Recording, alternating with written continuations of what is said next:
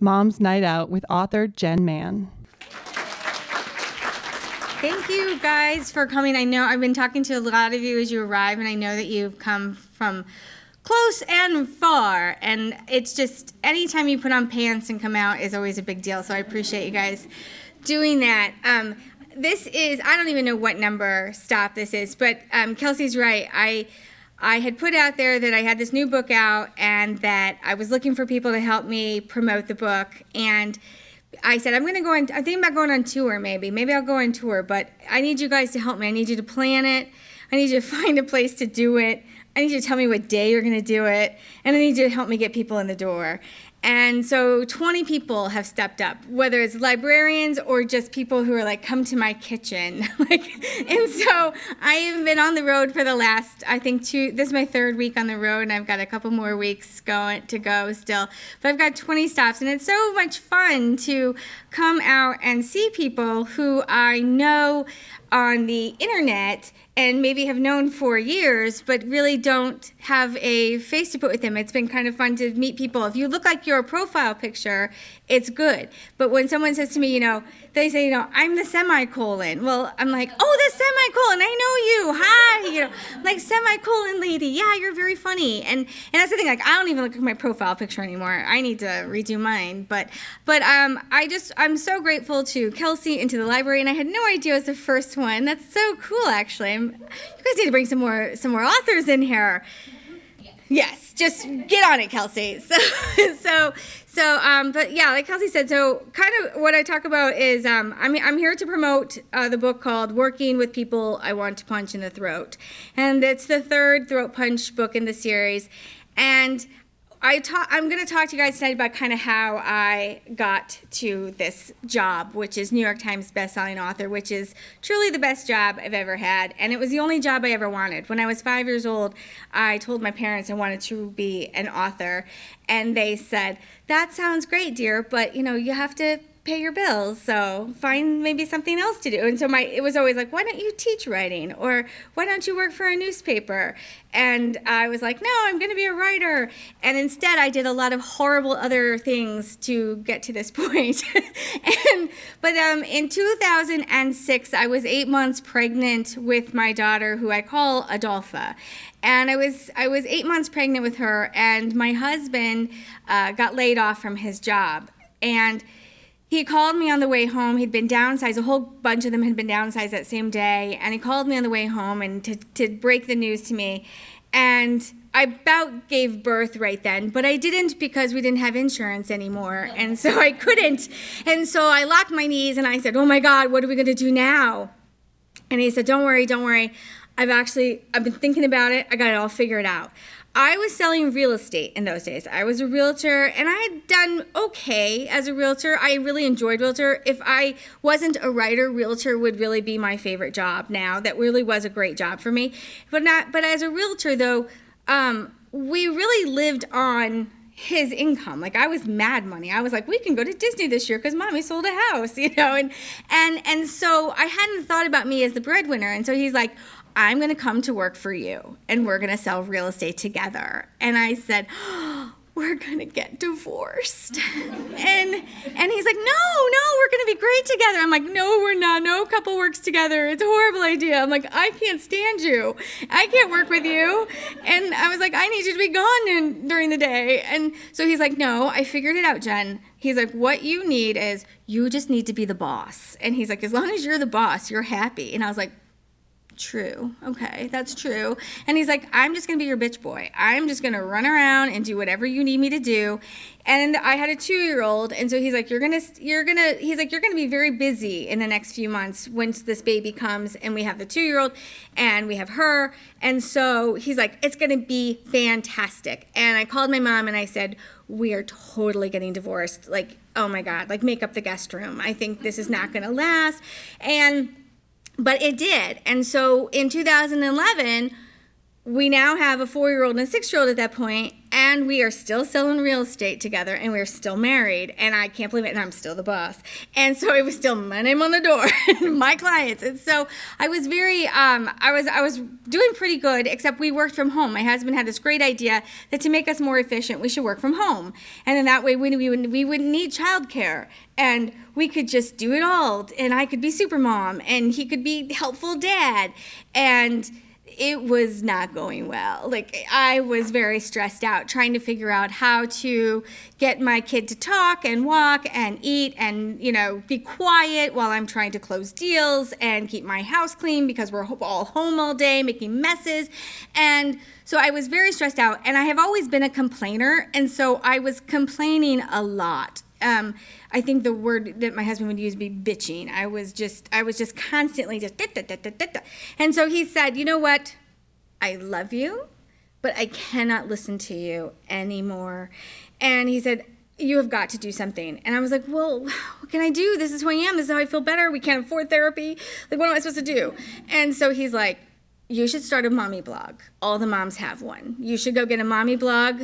You just go get one of those things and just write on it, and then you'll feel better. And I was like, I don't know. I'll think about it. And so for the next 24 hours, I thought about it, and I looked at mommy blogs. I didn't read blogs in those days, and I didn't know what a blog really was. And so I felt like, though, reading all these blogs, they were all like, rainbows and puppy dogs' tails and, glitter and bullshit. And I was like, this is terrible. Like, these moms are lying to you. like you cannot, nobody thinks it's fun to bake with a 3-year-old. Like, that's bullshit. No. And so I was sort of depressed about it. I was like, well, if that's what a mommy blog is, then I don't want one of those. And so my husband's like, how's the blogging coming? Have you blogged yet? And I was like, no, you just told me yesterday I should get one.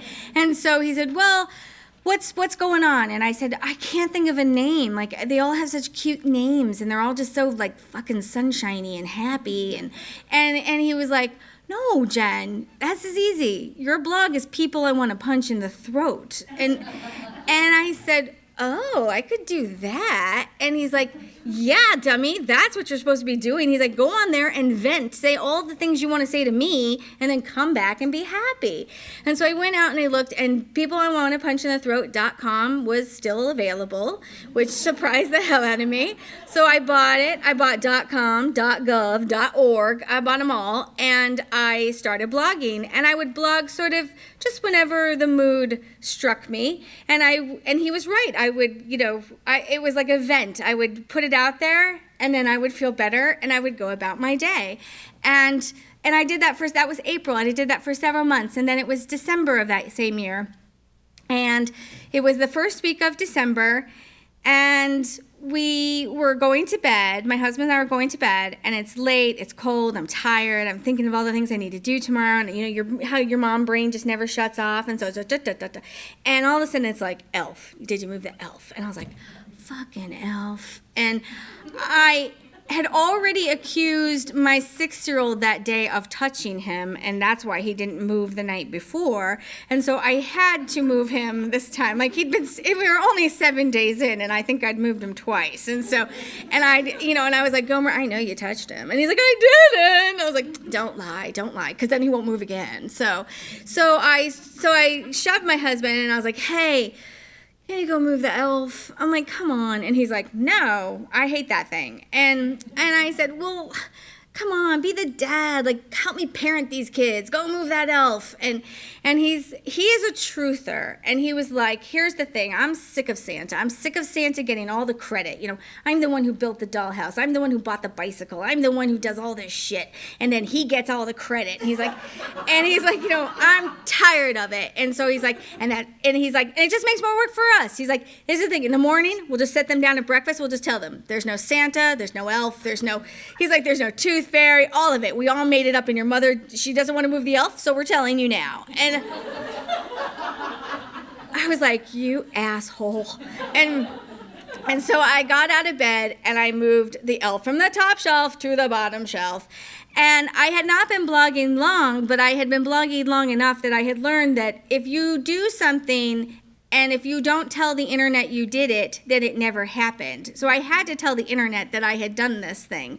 So I got on Facebook and I said, am I the only mom who is forgetting to move her elf? It's only the first week of December. Am I the only one forgetting to move her elf?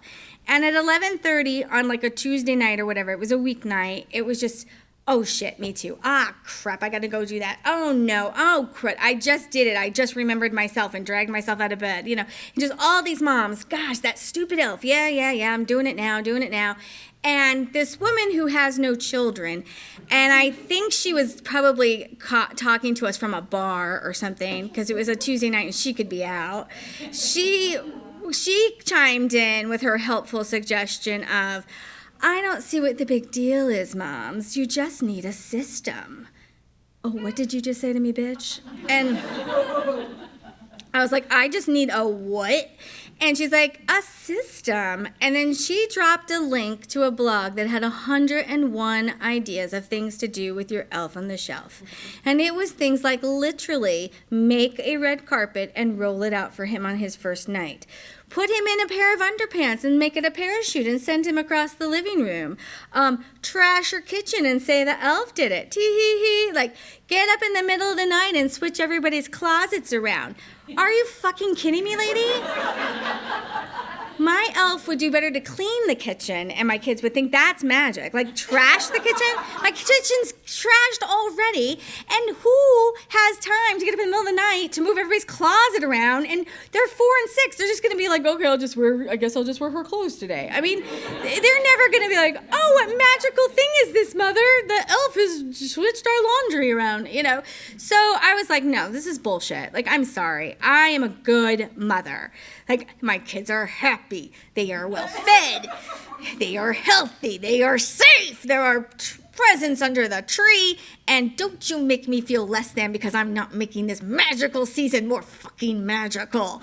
And so I sat down and I wrote, really, I just spit it out, just this tirade against her and about just how I've had it. I'd had it with all the perfect moms and, enjoy them while they're little. No, fuck you. This is hard. And so I wrote this thing and I felt better because that's what I do. I was like, and now I can go to sleep. And so I put it out on my blog and I went to sleep that night.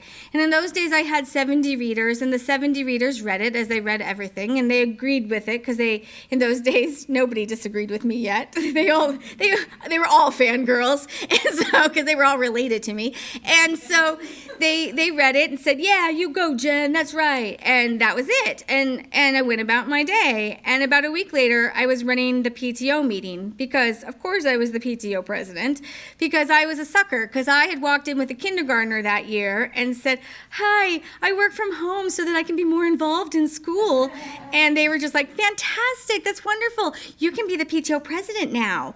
And I was like, okay. And I took the job. And so I'm running this PTO meeting, and I'm trying to, get the carnival planned or whatever, and my husband texts me, and he says, there's something weird going on with your blog. And I wrote back and said, like, what? And he said, I don't know, you've got, a bunch of comments, hundreds of them. And I was like, what? I was like, no. If it was today, I'd be like, the Russians are spamming me. I don't know what's happening. And so I was like, you're crazy. So he's like, I'll figure it out. So he downloaded Google Analytics, and Google Analytics can tell you how many people are on a website at any time. And so he came back and he said, there are 3,000 people on your website. And I said, you did it wrong. Stop it. And he's like, no, I swear to God. And so later on, it was throughout the day, throughout the meeting, it was 5,000, 7,000, 15,000. And when it hit 25,000, I was like, 25,000 people? I was like, meeting's adjourned, bitches, I'm going viral. And so I ended the meeting and I ran home. And I was like, see ya, we'll play Carnival next week. And so I ran home and we sat there all night and just watched the numbers rise. And it was about 7 or 8 o'clock that night when he looked up from the laptop and he said, well, there it is. 1 million reads on Elf on the Shelf. And I was like, what? And I'm sitting in a corner rocking and crying. I had never had 1 million people read anything that I had written. And I mean, 99% of the people liked it, but the 1% that did not like it really did not like it. And they were really angry with me. And I was very upset because I had never had anybody angry with me before on the internet. And now I realize they are just dumb. But in those days, it was scary. And so that's when I changed my kids' names. Because women were like, you're so lucky you can even have children. You should cherish them and you should make magic all the time. I'm going to come to their school and steal them. And I was like, oh my God. So that's when I changed their names to Gomer and Adolpha. And I took all their photos down off the blog. And they're 10 and 12 now. I still don't show photos of them. I still don't say what their real names are, even if you ask me nicely. That's always my favorite, when someone's like, it's okay, I won't tell. And I'm just like, no, I'm not telling you either. So, you're still a stranger. But, and so I changed their names, and I went anonymous too, because I was sort of freaked out by it all. But I'm sitting there sort of freaked out, and I'm worried that it wasn't funny enough. I'm worrying about stupid grammar mistakes. I'm worrying about just, why these people hate me so much, and how can I make them like me? And my husband's like, who cares if they like you? You don't even know them. Let it go. And so he said, so what are you going to do tomorrow? And I was like, well, I think this is pretty good. I think it's, I got this, I can read it again or something. And he was just like, no. And he said, on our first date, you told me you wanted to be a writer. So be a writer. Here's your chance. I had created a Facebook page that day for the blog, and I got 17,000 people to follow me that day. And so he's like, you have 17,000 people who want to hear what you have to say, and they've already read everything. So go entertain them, Jen, and become a writer. And so I started writing 5 days a week on the blog for several years after that. I now have 600 blog posts on there. So if you want something to do tonight, knock yourself out. But I started blogging, I was still working full time, but I was I'd put my kids to bed at night, and I'd spend about an hour with my husband watching TV, and have okay, I got to go to work now, I got to go to my second job, and then I'd go write something. And but then a few months into it, my readers started asking for a book. And I was like, a book? My gosh, I'm blogging 5 days a week. What more do you want from me? And I was like, and I wouldn't know what to write about. I was like, I don't know what kind of book to write. And so a friend of mine suggested, she said, well, your Elf on the Shelf was your most popular post, and you should write a holidays book. And you should put the elf in it, and then you should write more funny holiday stories around it. And I was like, okay. And this was June. And so I said, so, wow, so I just got to get that done by, December 20th or so. And she's like, no, you need to get that done by, August. And I was like, ah! And so I ran home and I started writing. In those days, in 2011, when you go viral, nobody cared, meaning the media did not care at all, and publishers and agents did not care. Nobody had reached out to me at all. My sister-in-law went viral a few weeks ago. She was the bridesmaid in the dress, watering her plants and shit. She's yeah, see? Oh, yeah, her. Yeah, she was everywhere. She was everywhere. And, because that's how it is now. Now they have all these sites that will just, take all this stuff and they'll just share it. And I'm sure she'll get a call from New York where they'll be like, we should make a coffee table book of, of all your dresses or something. And she'll probably make a movie about it. I mean, who knows? But there just wasn't those kinds of opportunities for me back then. And so I didn't want to wait for New York. I didn't want to query and try to find an agent and then try to get the book sold. And so my husband was like, well, you start writing and I will, I'll learn how to self-publish. And so that's what we did. And so we started writing, and then we self-published that sucker in October, and we put it out there, and no marketing, no nothing. When I think about it now, I just was like, hey everybody, bleh, here's a book. I didn't tell anybody I was working on it, nothing. I was like, I did it, here you go. But my audience was so great, and I'm so grateful to them because they just went wild and they bought the heck out of this book, and it rose up the charts of Amazon. Do you have it? Is that what you said? Yay! And so it went up the charts of Amazon, and that did get the attention of New York. Then New York was like, hey, what is this weird spending the holidays thing? What's that about? And so that helped turn into a 2-book deal with Random House. And so then I wrote People I Want to Punch in the Throat, Competitive Crafters, Drop Off Despots, and Other Suburban Scourges. And that's the one that hit the New York Times. And then I also have, they bought the holidays book and they just made it better because it was pretty bad. So thank you for buying that because it wasn't my best. So they just made it a lot better.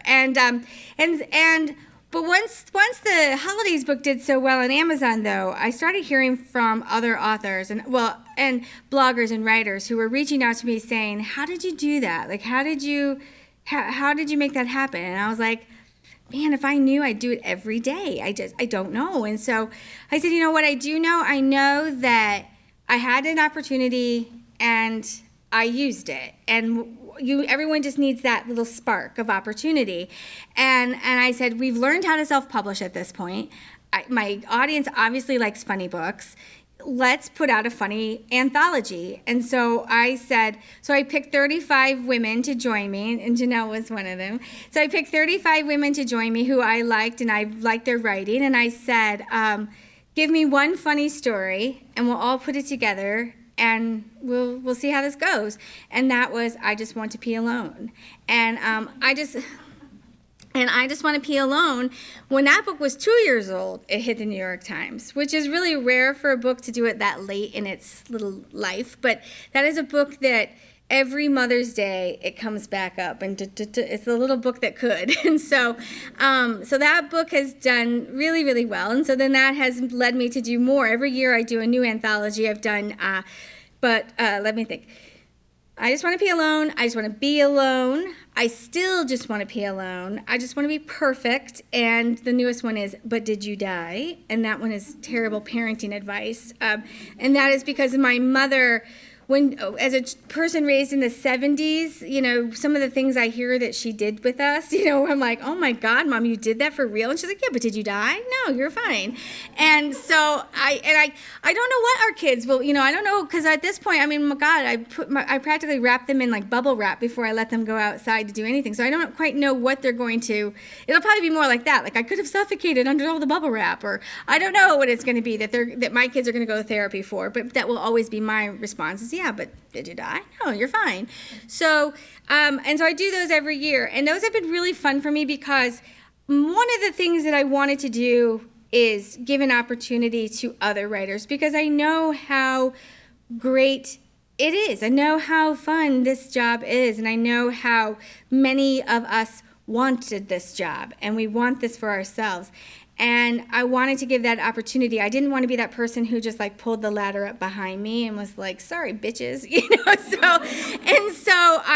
So I've always got anchors in my books that I know I can rely on, and then I try to open it up to new voices. And this year with the But Did You Die, I let guys in. I'd never let guys in because I felt like the daddy bloggers, gosh, they get a lot. This is going to go on the internet, isn't it? So sorry, daddy bloggers, hit me up. Let me know what you think of this. So I get perturbed with the daddy bloggers because if they comb their kids' hair, they go viral. Like, it's like, oh my God, he's a dad. You can make a ponytail. Well, big fucking deal. Like, that's his job. He's a dad. Like, is he not? Like, I get very irritated with that we like put them on pedestals for like doing like normal dad shit. And so I was like, you guys could probably like, crap out a book and nobody would, everybody would be like, oh my God, the dads, they wrote a book. And so I was like, no, I'm not going to put you guys in there. Like, go get your own book. But this year I did let the guys in, and I have to say, I set the bar really, really high for them because I was like, I don't know, fellas. And so I set it really high, and they really do have probably the funniest stories in there because I was like, so like, you're going to really make me laugh. So I'm really glad I did let them in. It's been very fun to have, because I call us a sisterhood, all the Pee Alone. I think I have 100 contributors, and we're all like this little sisterhood family. And I'm like, oh, and I guess we have brothers now. So, hey, brothers. But it's always very strange because I feel like I'm sexually harassing them because I'll say stuff like, if we do have really good sales or something, I'll be like, ass slaps for everybody. I'm like, except for the guys, you guys just get handshakes, because that would be inappropriate. So I have to really curb myself with my mixed company now. But those have been really fun. And then the other thing I did this year was My Lame Life. And My Lame Life that is a book that my daughter asked for. Adolpha is now 10, and I don't let my kids read my punch stuff. And it used to be because it just was like, believe it or not, like I don't cuss in front of them and everything. Like I'm like, like super mom, nice mom. And I'm like, gosh darn it. And, gee willikers, that was tough.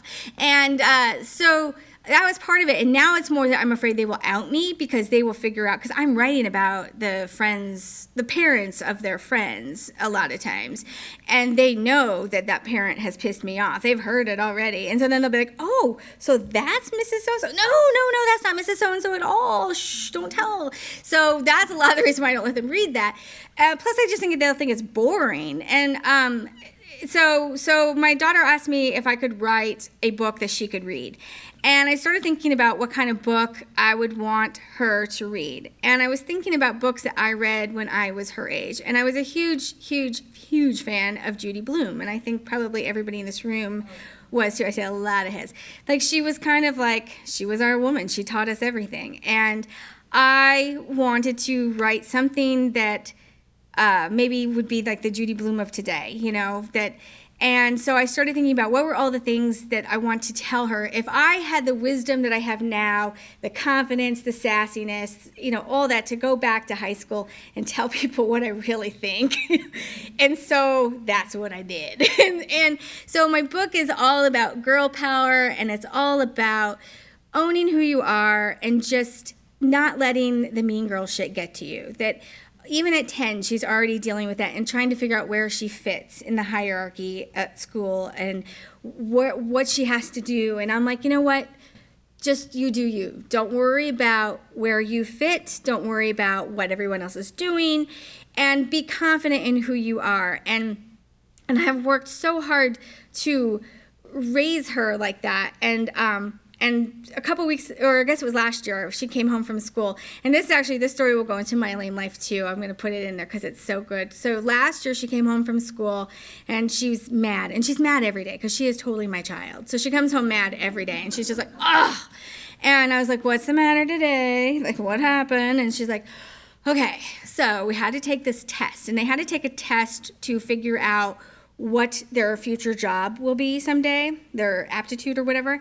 And they took this test, and she's like, and everybody was like, I got doctor, I got lawyer. And she's like, not one person got janitor. I don't think so. And she's like, they all got professional, high-paying jobs that, no, I don't think so. And she's like, that's baloney. And so I just started listening. I'm like, okay. I'm like, what did you get? She's like, it doesn't matter what I got. She's like, anyway. And so I was like, did you get janitor? And she's like, no. She's like, I got doctor. I'm like, no, you didn't. But anyway. So she tells me that they're all asking, what did you get? What did you get? And then someone turns to her, and they're like, what did you get? And she said, I got serial killer. And she said, and this is where I'm mad, because they believed me. And I was like, oh my. And she goes, but now that I think about it, like as I keep thinking about it, she's like, first I was mad because I was like, how would you think I'm a serial killer?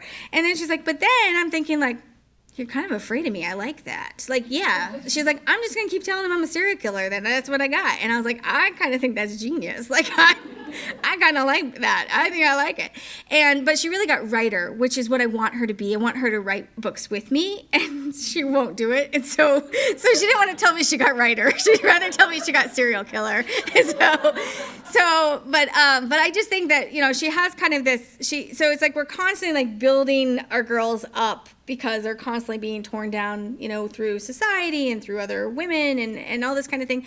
And so I wanted to write a book, and it's going to be a series of books, but I wanted to write a series of books that let girls know that they're not alone, because I think that's what People I Want to Punch in the Throat is. I mean, that's why I went viral, was when The Elf on the Shelf was, we all felt, not all of us, but a lot of us felt this pressure, and we felt the judgment, and we felt all of this weighing down on us. And when you read The Elf, it was like, oh shoot, yes, that's it. That's what I'm feeling. And she said it, and oh my gosh, and I'm not alone. I thought I was alone. I'm not alone. I'm not alone.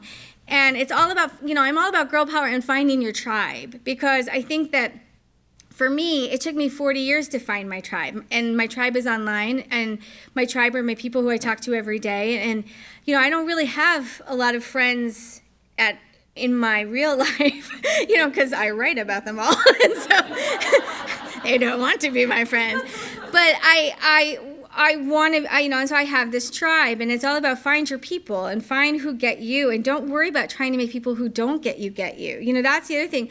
I was telling a story in an interview a few weeks ago where I was at a book festival, and I had people I want to punch and throw it on the desk, on the table, and a woman walked by and she said, "Oh, that title, it sounds so violent."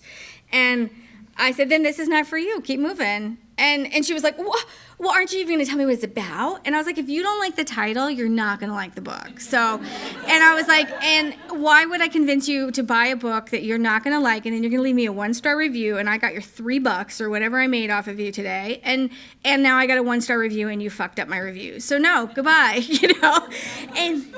Yeah, right? And so the guy was like, the guy who was interviewing me, he was like, so you just tell people, like, even like people who could be potential fans, like where to go. And I said, but she's not a potential fan. I said, see, that's what I'm trying to tell you. It's that I am not everyone's cup of tea. You're not everyone's cup of tea, and you don't have to be. Just figure out who likes your tea,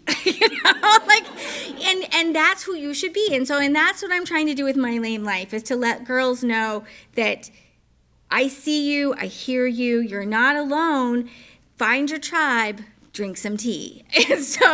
And so that's what I've been really working on hard, is to do that, because I just want my daughter to be strong and to be fierce and sassy and bold, but still respect me. So, but follow all the rules. So, and that's the balance you're constantly trying to work on. And so now I'm going to tell you guys a little story from the working book. I don't read it because I feel like when I read it, it's really kind of long and there's a lot in there, and it's just better to tell the story. It's much funnier if I tell you the story. Not that the story to read it is boring, but okay. Read it anyway, but I'm still better to tell you. I'm really selling this book, aren't I? You should get this book. It's not that funny. But okay, so if you read the Competitive Crafters book, then you know that I met my husband online.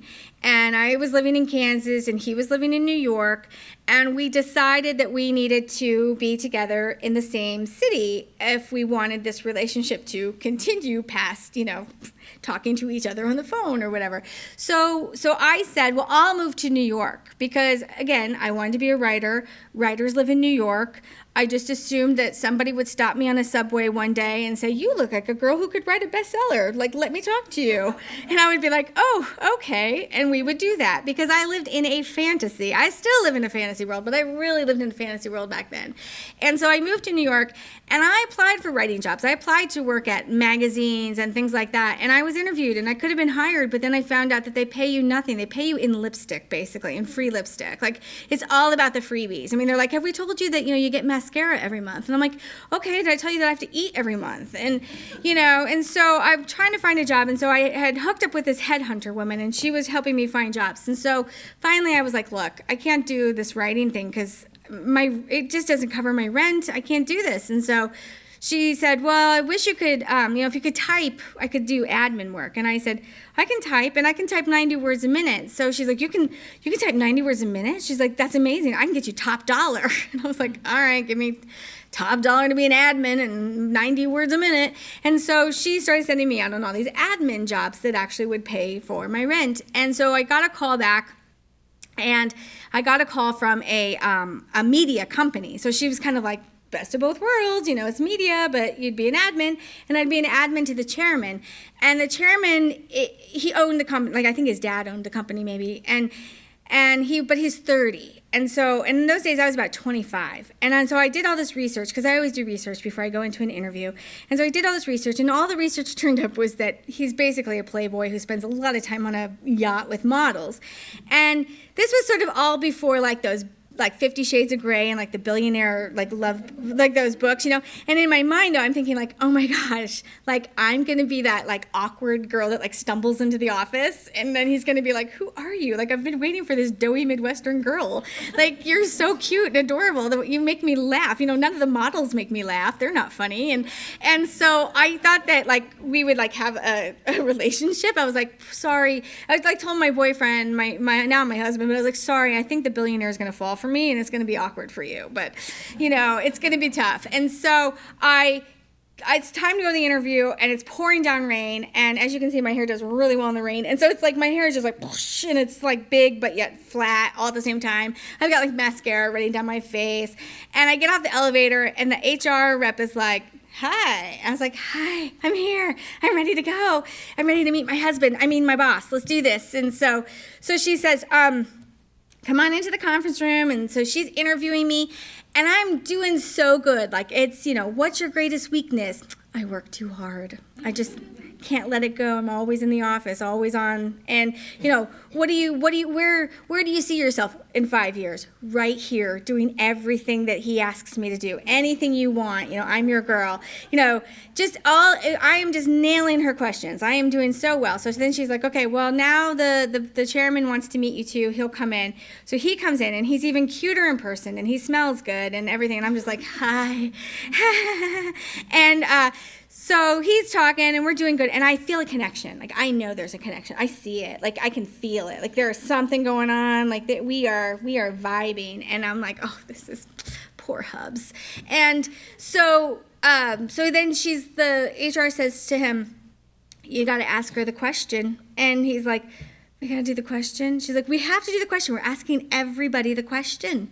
And so he's like, okay, Jen, it's just one question. We're asking everybody. It's not a big deal. It's kind of a weird question. It doesn't mean anything. Don't even worry about the question. Just answer whatever comes to mind. Okay. If you were an animal, what animal would you be and why? What the fuck kind of question is that? And I said, and so I probably should have thought about it for 30 seconds, but instead I did 10 seconds, and I was like, koala bear. And he was like, okay, and why? And I said, because koalas are cute and little, but we're feisty. Arr. And I growled at him. And it gets better, hold on. So I growled, and then I winked. I was like, arr. And I kept winking at him, and he was just like, I have to go. And he like left, and the HR woman was like, thanks for coming by. And they escorted me out of the building. I mean, security didn't escort me, but I'm pretty sure like somebody probably watched me and made sure I left the building. And in those days, I didn't have a cell phone. And so when I got home to my apartment, I had like 5 messages from my headhunter. And the first one is, hey, Jen, how did it go? Just checking in on the interview. Hey, Jen, can you give me a call when you get in? I talked to XYZ Media, and I just have a couple questions about the interview. Jen, oh my God, Jen, call me back. Jen, what the fuck did you do? And I'm like, well, I winked at him. And she's like, why would you wink at him? I was like, I don't know. He was cute, and I just lost it. So I did not get that job. And after that, she only sent me out on interviews with men over the age of like 60, like to work for like 60 plus. She was like, no more young hot billionaires for you. Like, you do not get to meet those guys because you're not going to get those jobs. So that's it. But then I did have some other fun jobs, and those are all in the book. Everything from all the old men I worked for, and then a lot of great real estate stories. And I hope that you guys enjoy it all. Does anybody have any questions for me? Yes, ma'am. Hold on, she's got to bring you a microphone. We are fancy here at Ann Arbor Library. I guess I just want to know if you've had time to think about it. I don't think that microphone's working. It's not. Is it? Can you hear me? Oh, now I can. Now I can hear. So now that you've had all this time to think about it, if you could be an animal.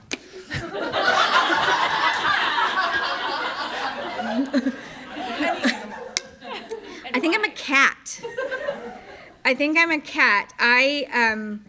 like I always say that dogs are stupid because because people are like, oh, I love my dog. He runs to the door and he greets me when I get home and he makes me feel so loved. And I'm like, that's dumb. Like, I don't need to run to the door and greet you. I'm the cat that just lays in the sun. I'm like, I got my good, hot, nice spot. I'm soft. You guys try to pet me. If I want to be petted, I let you. But if I don't, I can go away. So I think I am a cat. And my husband's a dog, unfortunately. What'd you say? I said, or scratch the shit out of you. Yeah, exactly. Right. Or more claws. Again, something with claws. Cats are unpredictable.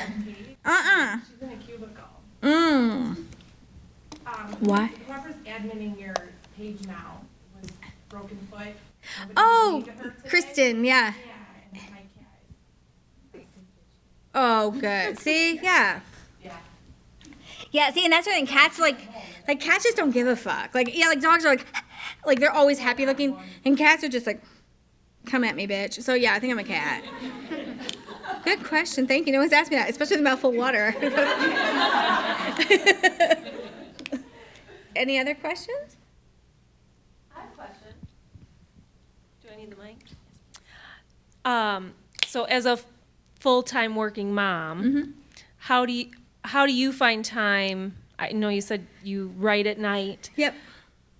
Creativity doesn't come just when you sit down and want it there. Right. So how do you keep a little bit to have that creative energy after you've spent all day being a mom and working all day? I'm like mentally exhausted by the time I could actually sit down and write.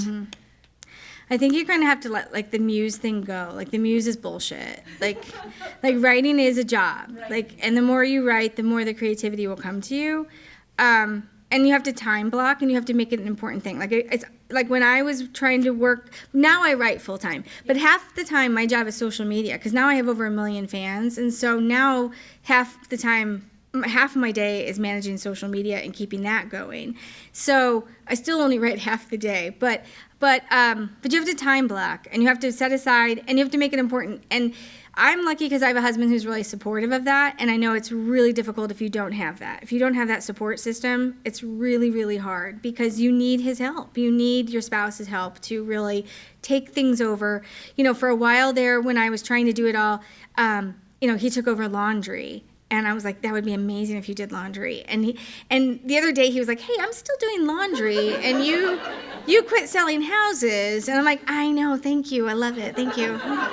You're so good to me, But I think though it's like, what is it, Stephen King? Like, have you read On Writing? Like, it's just, you just have to write, whether it's, no matter what you're writing, it might not be good, but it's getting your brain going and getting the juices flowing. But you can't wait for the muse. You just have to say every night, and you have to kind of figure out when your time is. When I first started writing full time, I'd read all this stuff about, all these writers that get up first thing in the morning and they write first thing in the morning. And I can't do that because I'm thinking about emails and social media. Things have happened overnight that I want to weigh in on or answer or what have you. So I have found that I do much better to do my social media and emails in the morning, and then I start writing after lunchtime, and then I write till my kids come home from school. So you kind of have to find your magic hour. I do think there is a magic hour where you're better. When I had little kids, my magic hour was 3 o'clock in the morning. I would set my alarm. I'm thinking, okay, so how did you get up the next day and work?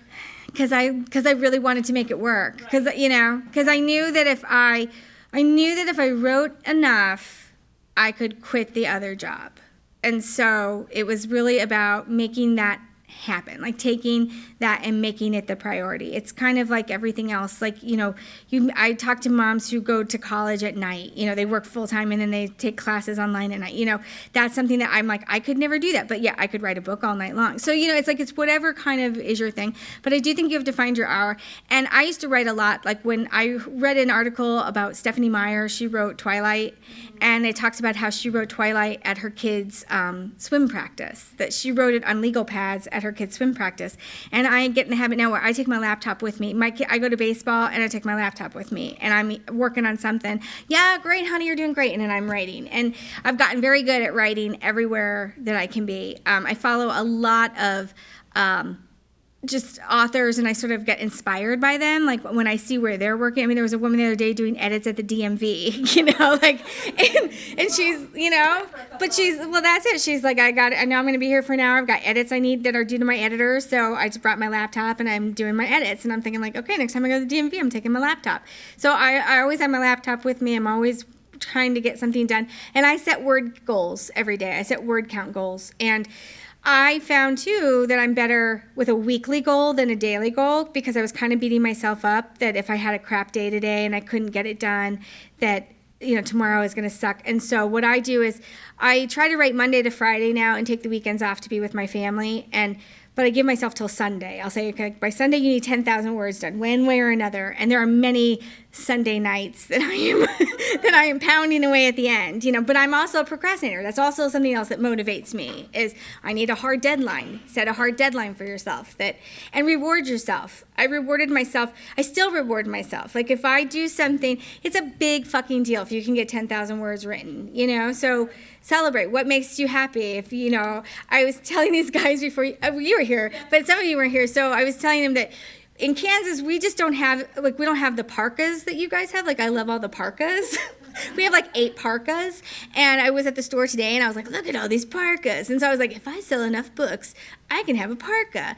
And my husband was like, oh, because you'll make enough money to buy a parka? And I was like, no, because I'll have room in my suitcase. But,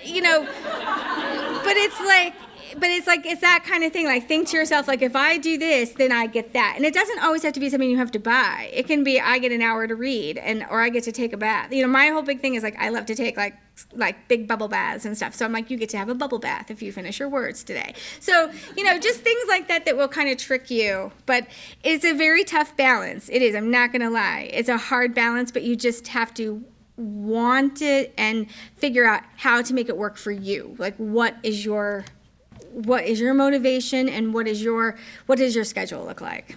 So, sorry. No easy answer there. Anybody else? Well, I think it's for the so it'll be on the video. Because I've read a lot of your blog, and I guess what I would like to know is, you said you don't have a lot of friends because you write about them, but in a serious manner. I mean, family, friends, parents of the kids that your kids go to school with and stuff. How do you keep from really pissing someone off, I guess? I don't. And keeping the relationships, or do they understand that, this is just part of my job and don't take it so personal or toughen up or what? Everyone takes it personally. Okay, so there's only 3 people. I always say there's only 3 people I care about: my 2 kids and my husband. If they tell me not to write something, I won't write it. When Gomer was 10, he asked me not to write about him anymore because he felt like everybody was laughing at him and not with him. And he felt like we were making fun of him. And I didn't see it that way, but that's how he saw it, and I wasn't going to argue with him, so I stopped writing about him. He heard me do a radio interview this summer, and I told this to the interviewer, and when I was done, he said, you don't write about me anymore? And I'm like, no, you asked me not to. I tell very few stories about you. And he's like, oh, but I'm hilarious. I'm like, and I was like, whereas like Adolpha, she's like write an entire book about me. Like I am the queen. So she's all in. My husband is all in. People will kind of get on me about how much I throw him under the bus. And I will tell you all, he throws himself under the bus. He's the one, he comes to me all the time and is like, hey, tell that story about that time that, I gave you a scale for Mother's Day. And I'm like, oh, yeah, it was a great story. And he's like, yeah, it was hilarious, and people will hate me, so do that. So, he's all about, if it will get a laugh, he will do it. And so, my parents, I write about my mom a lot, too, especially in the holidays book, and I throw her under the bus pretty good. My mom has a great sense of humor, and deep down, my mom likes the attention. This year, she did not decorate for Halloween, and I had some requests to tour her home because she does, Christmas is really her jam, but Halloween is a close second. And people were asking for a video tour, and I went over there in late September, and by late September, if it's not up, it's almost dressed up. And so I was like, Mom, you haven't even started Halloween. What's going on? And she was like, oh, I'm traveling a lot. I don't know. I won't be here to enjoy it. I just don't want to do it. And I said, oh, that's too bad because my readers really wanted a tour. And she's like, oh, well, I mean, shoot, could I put some stuff up? Let me think, So she likes the attention. I have extended family that do not like what I do, and they let me know that they don't like what I do. The neighbors and the moms at school is a little bit tougher. The moms at school, I think part of it is, what is it? Like Anne Lamott said, if you wanted me to be nice, like this is my story. If you wanted it to be different, you should have been nicer, kind of thing. I totally butchered that, but it's something to that effect. Sorry, Anne, I'm sure you're watching. But I think that's a lot of it. That like if you're going to be an asshole, I'm going to call you out on it. And so you were probably already an asshole, and we probably already were not friends before this all started. And now you just know why we're not friends. And but I have a very short patience now. I just don't want to surround myself with like fake bitches. And so I'm not the one who will just go to every event. And people have stopped inviting me now too, because they know that like, they're like, yeah, like, I don't get invited anymore. And at first I was sort of like, hey, I'm not invited anymore. And my husband's like, well, what did you expect? Like you told them you don't want to come. And I was like, well, but I like being able to say I don't want to come. And he was like, no, you're out, Jen, you're out. So, the relationships with the kids is tougher. I mean, I hear things that are said to my kids, why can't your mom be normal? Why can't your mom be like the other moms? Why does your mom cuss so much? Because I fucking want to. And, but yet I see so much hypocrisy in them that I'm sort of like, So then I get kind of perturbed and I want your opinion and then.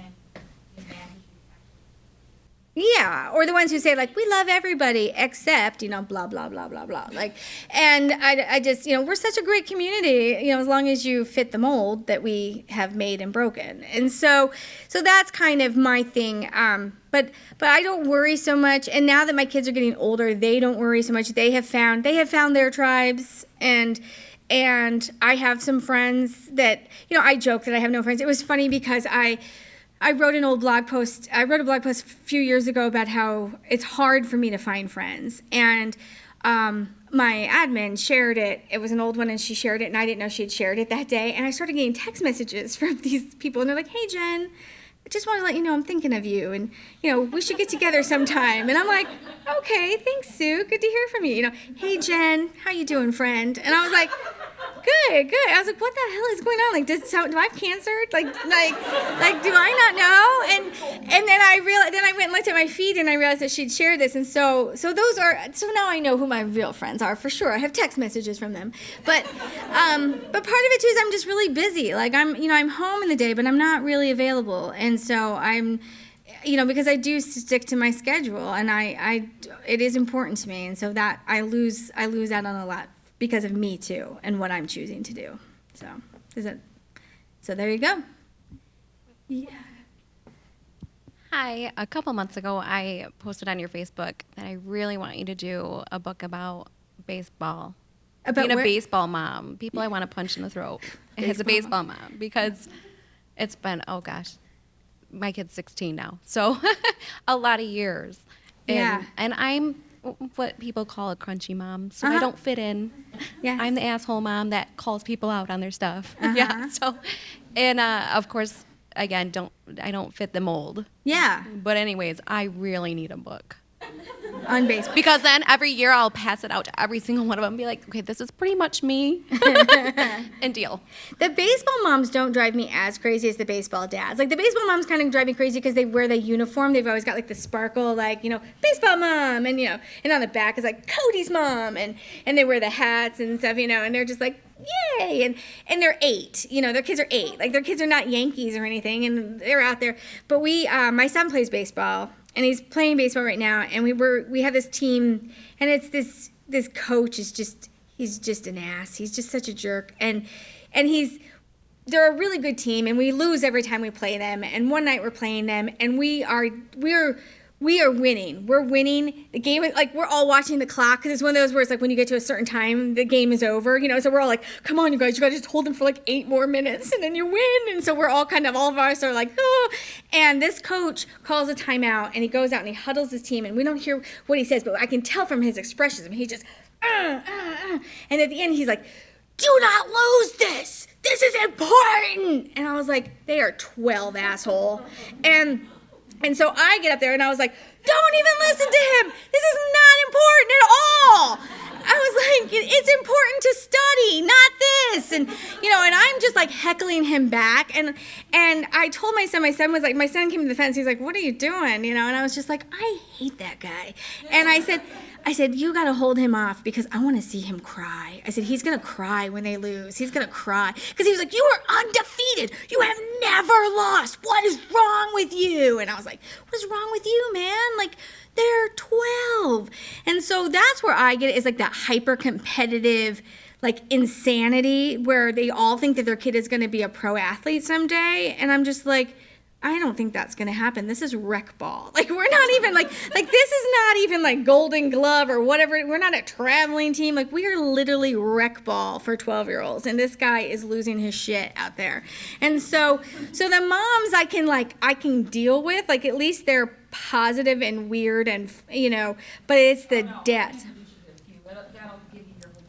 Okay, so yeah, maybe, and that's the other thing. Our team is always, his baseball team is always the team of like the leftovers. Like there's always there's like team, because like whole teams have like moved up since they were 5, together, and then we come in, and so we've always got like, well, this boy, like I think there's a boy in his team this year, they're 12, and he's never played baseball. He didn't know how to throw a ball, like when he got to there, and so they're like, the coach is like, okay, son, like this, and he's like, because the kid's like, do you throw it like that? And so it's like, so we always kind of have like the misfit Bad News Bears team. So our parents are fairly cool because we all know that our kids are not going to go pro. We're like, our kids are going to probably, hopefully do something else, but we just don't know. But I hear you, and I would love to write a whole book about sports because it's a lot. There's a lot to say there.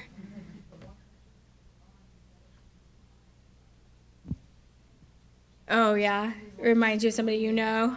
Yeah. Hi. Hi. Can you tell us a little bit about your next projects? Are you going to do another throat punch book? Are you thinking about doing another YA or middle grade book at all? Right. Well, the YA for sure is going to be a series. I've got 5 planned in that one, and book 2 is due in December, so that'll probably come out in the spring. Throat punch, I know I have at least one more left in me. It's so hard because there's only so many true funny stories you can tell, as you know. It's like you kind of run out of fodder after a while. So I keep saying, though, like now we're in middle school. My son's in middle school, and there's so much good stuff. And, but I'm being respectful of him and his boundaries and what, and he says I can write about him, but I'm like, dude, it's so embarrassing. I can't write about you yet. So maybe in a couple years I'll have some sort of middle school. But luckily, that's the nice thing about the Lame Life. I'm putting a lot of that into Lame Life and sort of, fictionalizing it. And he'll read it and he'll be like, hey, I did that. And I was like, oh, did you? Sorry. And then I think that, I'm going to. I will. I want to do women's fiction. I think that fiction is really the path I want to get onto now. I think that there's not enough funny fiction books. I love a good mystery and a good thriller and all that, but I'm that person who can't figure out who the killer is, so I definitely can't write that kind of book because I think you have to know before you write it. So I cannot craft a thriller, but I can write a funny book, and so I'd love to write some women's fiction, some funny, something like that. Yes, ma'am. She's coming with a microphone. Hi, I'm going to be very honest here. I have not read your blog. I'm very technologically not savvy, not so much not savvy, just scared. Okay. What's out there. And sure. Twice my Facebook page has been hacked by somebody who I really have tried to stay away from. And it was an ugly situation. Who hacked you? Oh, I'm sorry? The person who hacked you? Yeah, somebody from one of those mean girl bullies who just really, she hasn't grown out of it by the age of 45. I need a name. I will handle that shit tonight. I actually had to have, which is why, I just stay off. I'm trying to get back into it, but, I haven't really, anyway. Yes. But I will, once I do, I definitely want to read your blog because I think it's, to tell you the truth, though, another truth, I'm not a parent, but I've been a caretaker for a special needs sibling as well as both my elderly parents, one of whom passed away several years ago and another one who, I've had to put my life on hold for a lot of my adult life. Right. And I'm not complaining, but have you ever looked at it from that perspective too? Because a lot of times when people tell me about their troubles with being a parent or whatever, I actually sympathize a lot because quite honestly, I think I'm not again, like I said, I'm not a parent, but I think anybody who's in that kind of caretaker position just gets pulled in so many different directions. And I actually think from what I've seen and just also being a caretaker, I think it's much harder to be a parent today than it was when my parents were raising us in the 70s and 80s and Judy Blume time. Yeah. Like I loved the Beverly Cleary books, especially Ramona Quimby. Yeah. Now today, Ramona Quimby would probably be in special ed. And, they'd probably be putting her on Ritalin. Yeah, yeah. But I loved her. Yeah, I was like, I am so her. That kind of thing does happen to me because I'm so clumsy. Right. But, I mean, I just think that, have you ever thought of incorporating like caretakers? Because there are a lot of people in my age group who are, whether they're parents or not, or whether they're married or not, they're caretakers for we're the sandwich generation. Yes, right. And we have a lot of our own funny stories too. Right. I have not thought about that. No. One of the first rules of writing is write what you know. And because I'm not in that situation, I don't know it. But I'm sure that there are. In fact, I can think of a few books that people have written because they are. My friend who I stayed with last night, she's in that position right now. She's caring for a mother who's elderly and ill and yet trying to work and write and take care of kids and husband and all that. I do have a lot of readers who are not parents. I think that if you are just someone who likes to laugh and just enjoys a good funny story, then you would like me. So I hope you get your Facebook situation settled because that's some bullshit right there. Or get a book. I mean, the library I'm sure has the books and you can find them everywhere. And join the community because it sounds to me like you might need a little bit of a community though too. That you're if you're really sandwiched like that and you're pulled in so many ways, like who's taking care of you? Well, I'm wondering, are there, growing communities like that? Because a lot of what you're talking about with the troubles with, with other parents and stuff, and, I definitely can sympathize, and I've also worked as a substitute teacher. And, I thought kids could be really mean, but now it's like the parents really just. The parents are the way insane. They come on like parent-teacher night or just any meeting, and they have the gall to even like start confrontations with other parents in front of their children. Well, this will tell you something. More teachers read me than the parents in my school read me, and the teachers all know which parents I'm talking about. And I'm not gonna. I have lots of teachers all over the country who send me stories about what they're dealing with. It is very different. When we were kids, it was if the teacher sent home a bad report about you, your parents were just like, "What have you done?" And now it's like right now that it's like you don't know my child. Don't. I'm pulling him out of this school. The school doesn't know how to deal with him. You don't understand him. He's unique. He's special. He's an asshole. And so I think that it is, and it's harder to. And I think social media and cell phones and all that adds a whole new layer. With having a middle schooler now, I am learning Snapchat. Because I didn't know how to do Snapchat, but by God, I'm going to get on there and figure out what the frickin' frack they're doing because I don't know what they're doing on there. And it's hard to parent like that, and we all have so many different rules. We were talking earlier tonight that she has rules about her daughter and what age her daughter can date and all this. And it's like everyone has all these rules, and so then the kids come home and they're like, well, Susie can do that. Well, I'm not Susie's mom, am I? So you're just constantly saying that all the time. But I do think, though, I would encourage you to find that community because I know it's out there. That's the other thing about that is I know the internet is a scary place and maybe not even use Facebook, use Twitter or use, Google or something like that because you don't need a Facebook account to surf and read blogs. And I know that there are blogs out there that deal with what you're dealing with and can offer you at least support and advice and that sort of thing. I encourage you to find your tribe.